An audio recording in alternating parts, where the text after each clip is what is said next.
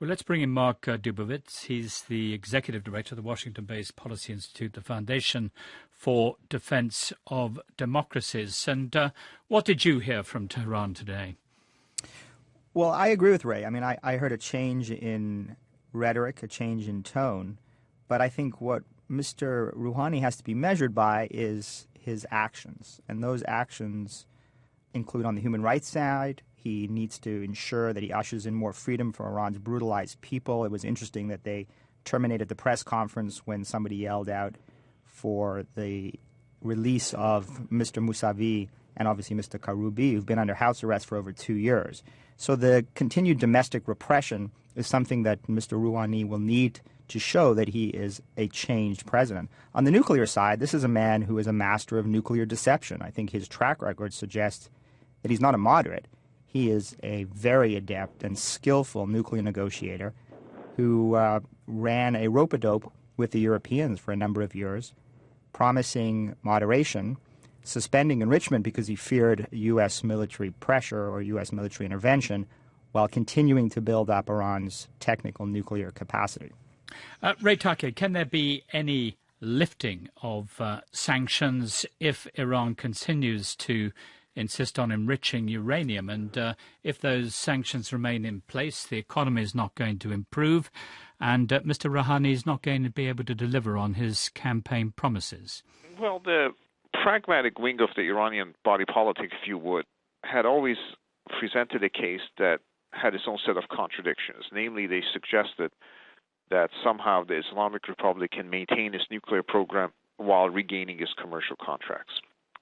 While for the hardliners, they made their case that they prefer nuclear empowerment over economic integration and global integration. So in that sense, the case that Rouhani and people in his spectrum of politics made was always a contradictory one and a paradoxical one. Now he has to make some fundamental choices. How much of the nuclear program is he willing to relinquish for sake of sanctions relief? I mean, it is possible for Iranians to get some sanctions relief if they dispense with various aspects of the program. For instance, production of medium-enriched uranium, the 20% enriched uranium, closure of the Fordo facilities. These don't deal with the entirety of the program, but they do offer the country some degree of sanctions relief, particularly from the European states.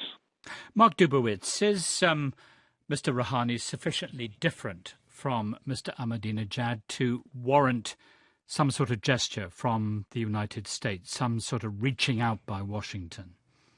Well, listen, I mean, good riddance. It's the end of the Ahmadinejad era. I think that should be welcomed by all who want to see a free and democratic Iran and a peaceful resolution to this nuclear crisis. But the central question on Iran's nuclear program is not Mr. Rouhani. It's Mr. Khamenei and the Revolutionary Guards. They are in control of the nuclear program. They are the power brokers.